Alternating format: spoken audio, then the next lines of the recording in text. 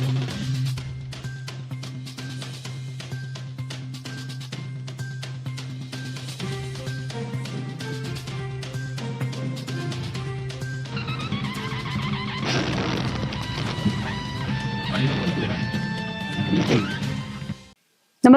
आपण पाहता Hirkani news. Hirkani news प्रत्येक क्षण ताज्या घडामोडी आणि महत्त्वाच्या प्रत्येक बातमीसाठी नेहमी तत्पर. भोंदूबाबाचा आणखीन एक काळा कारनामा. पेनड्राईव्ह मध्ये सापडले 35 जोडप्यांचे ते खाजगी व्हिडिओ. ईश्वराचा अवतार असल्याचा दावा करून महिला भक्तांचे मानसिक, आर्थिक आणि लैंगिक शोषण केल्याप्रकरणी अटक केलेल्या कथित भोंदूबाबा राधामोहन मिश्रा वय वर्ष 59 याच्या आश्रमातून जप्त करण्यात आलेल्या डिजिटल साहित्याच्या तपासात धक्कादायक माहिती समोर आली आहे. पोलिसांच्या प्राथमिक तपासानुसार बाबाने महिला भक्तांना त्यांच्या पतीसह खाजगी क्षणाचे मोबाईलवर चित्रीकरण करून ते पेनड्राईव्हमध्ये स्वतःकडे पाठवण्यास भाग पाडण्याचा संशय व्यक्त करण्यात आला.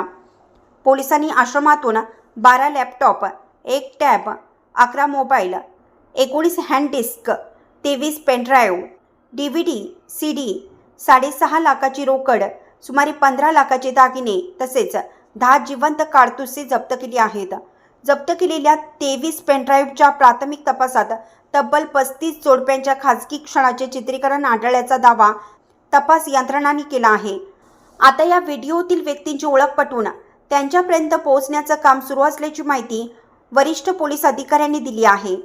यापूर्वी एका संगणक अभियंता तरुणीने दाखल केलेल्या तक्रारीत मिश्रा याने स्वतःला दैवी शक्तीचा अवतार असल्याचं भासून तब्बल 17 वर्ष तिचे लैंगिक, मानसिक आणि शारीरिक शोषण केल्याचा आरोप केला आहे.